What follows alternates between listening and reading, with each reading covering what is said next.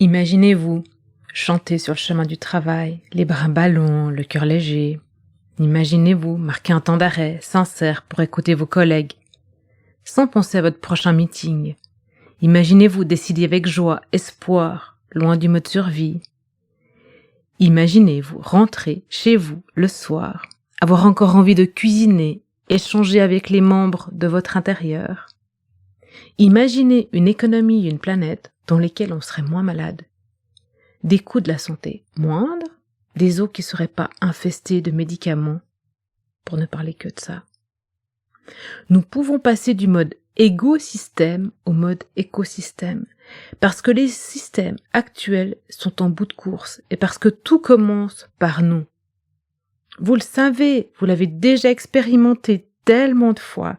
Quand vous êtes bien avec vous-même, vous êtes dans une bonne énergie et vos actes et vos choix font du bien au monde. Aussi, en ce début d'année, nous avons un nouveau ticket pour être et ou faire quelque chose de bien.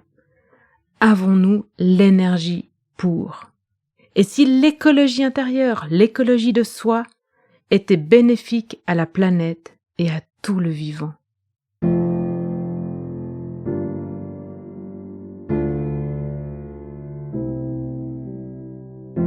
Quel leader serais-tu si tu t'autorisais à exprimer ce qui te tient vraiment à cœur?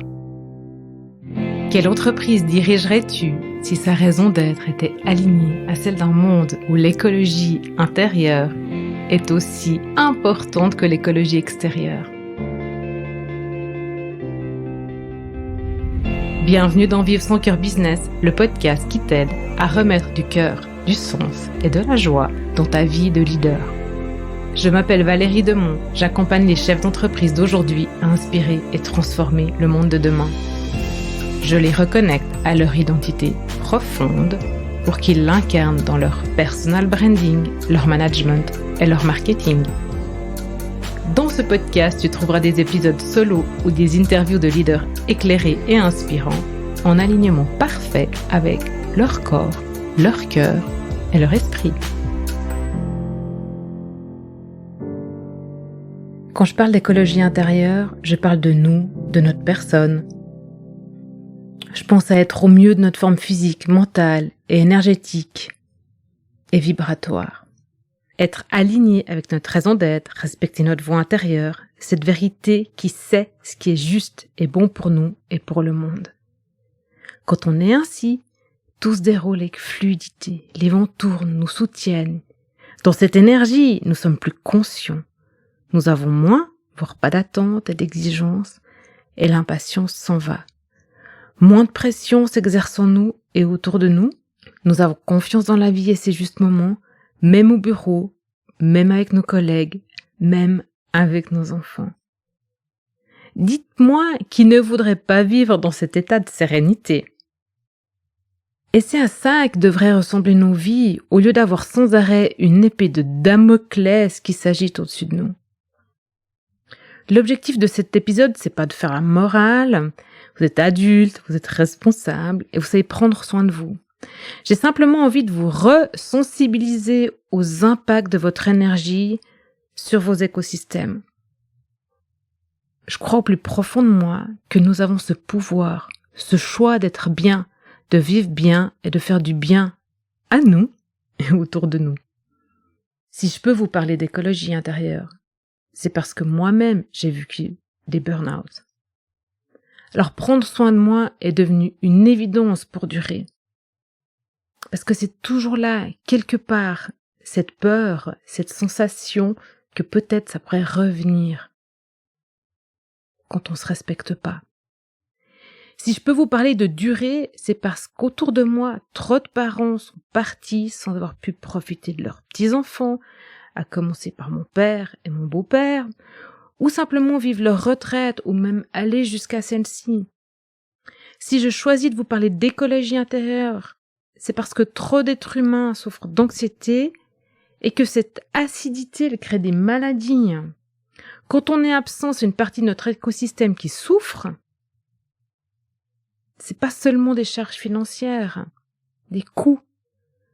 La peur, elle sclérose les systèmes internes, notre corps, l'entreprise et nos actions qui doivent avoir lieu pour l'extérieur. La peur, elle nous emprisonne et quand on est absent, la relation avec nos enfants, elle se détériore. Quand on est ligoté, on fait des choix qui prétéritent la planète et qui empêchent nos entreprises de prospérer en faisant du bien.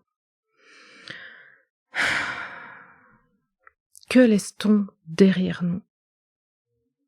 Si je vous sensibilise à prendre soin de vous, c'est parce que sans prendre soin de soi, je vois pas comment prendre soin des autres et du monde. Peu importe qui vous mettez dans le mot autre, vos enfants, vos amis, votre entourage, vos collègues, votre comité de direction, vos partenaires, vos clients, la terre, les animaux, le vivant. Si je vous sensibilise à l'écologie intérieure, c'est parce qu'aujourd'hui, le principal frein au changement des systèmes, c'est nous et notre ego. Les filtres qu'on pose sur la réalité et sur les possibles.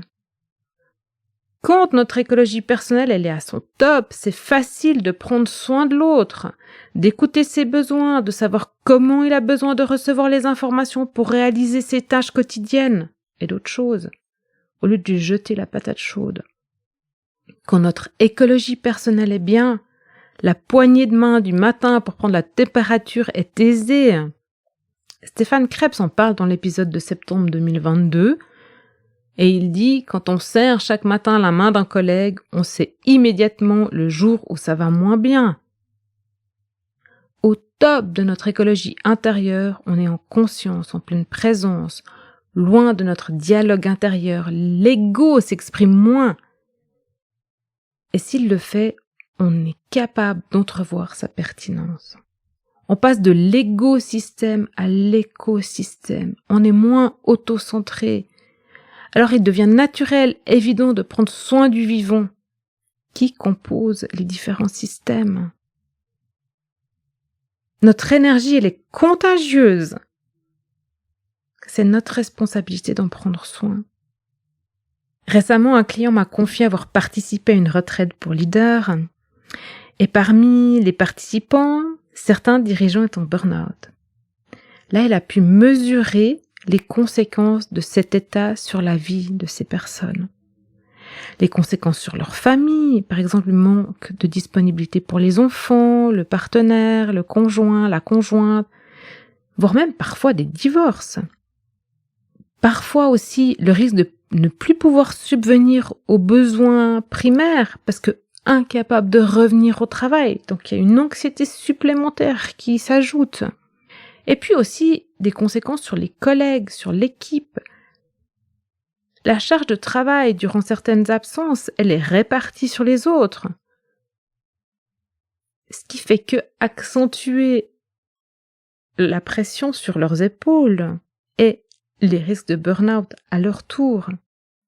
Cette retraite, elle lui a favorisé la réflexion de comment prendre soin de ses collaborateurs et de ses pairs, et en tant que leader de mesurer son rôle aussi de protecteur, de poser un cadre et des limites pour prendre soin.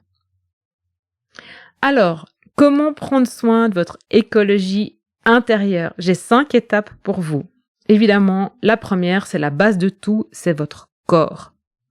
Alors oui, manger, boire, dormir, bouger, aussi en extérieur, mais pas seulement. Mangez des produits sains qui ont une bonne énergie pour vous régénérer. C'est hyper important de manger en conscience, de manger calmement et des bonnes choses. C'est important de se nourrir comme le corps il en a besoin.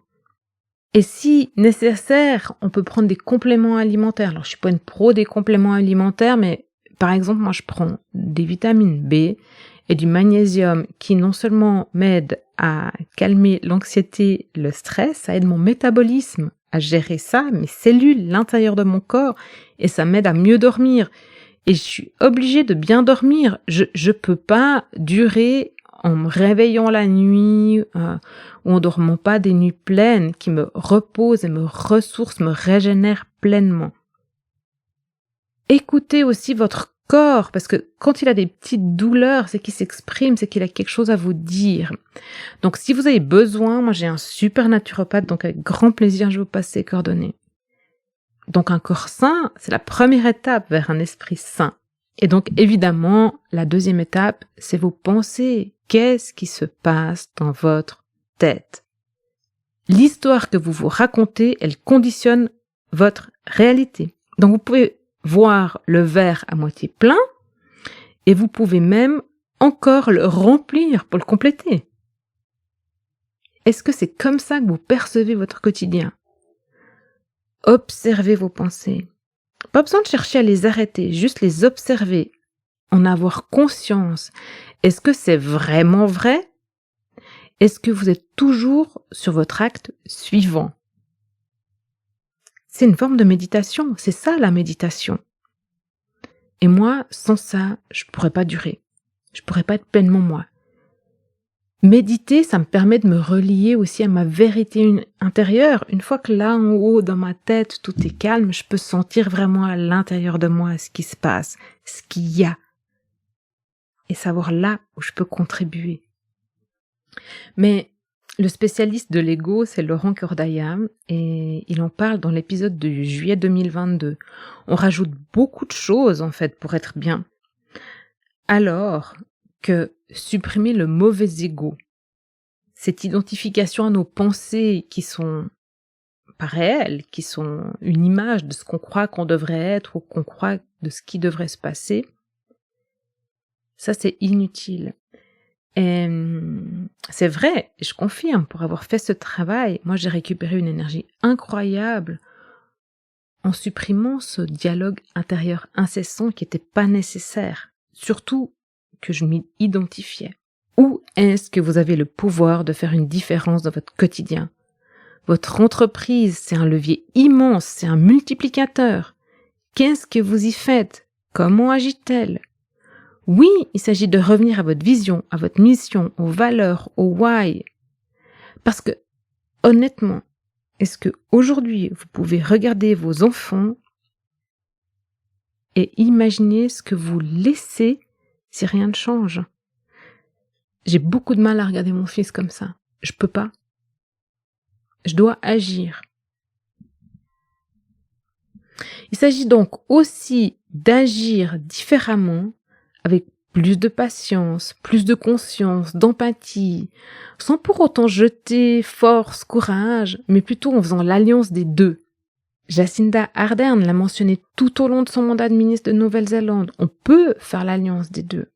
Alors, à quoi renoncez-vous pour prendre soin de vous et agir là où vous pouvez pour un meilleur avenir pour les prochaines générations? À quoi dites-vous oui? Quels sont vos critères de choix? Qu'est-ce qui vous nourrit? Qu'est-ce qui draine votre énergie? Et ça, c'est l'étape 4. Et la 5e étape, êtes-vous soutenu émotionnellement et humainement? Êtes-vous entouré des bonnes personnes qui vous inspirent, qui vous énergisent, qui savent agir? Ou est-ce que ces personnes vous freinent ou vous consomment et attendent que vous fassiez tout? Cultivez-vous des belles émotions, celles qui contribuent à garder votre fréquence vibratoire élevée. Ça, j'en parle beaucoup dans mon livre Heart. Et je pourrais continuer encore longtemps tellement ce thème me passionne. Mais je peux vous soutenir dans cette réflexion et même vous amener à ajuster votre vision et votre contribution.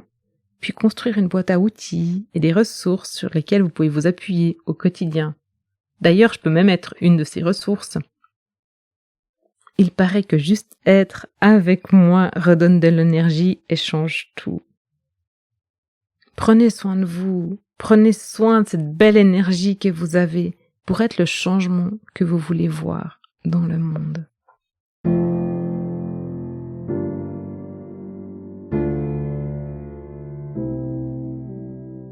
Et voilà, c'est tout pour aujourd'hui.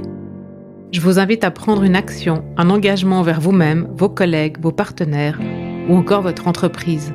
Car tout commence et se poursuit un pas après l'autre. Si vous avez apprécié cet épisode de podcast, encouragez sa diffusion en le partageant avec les personnes qui comptent pour vous et donnez-lui des étoiles sur Apple Podcast ou sur votre plateforme d'écoute favorite. Pour être certain de recevoir tous les épisodes, abonnez-vous à notre newsletter sur greenheart.business/newsletter.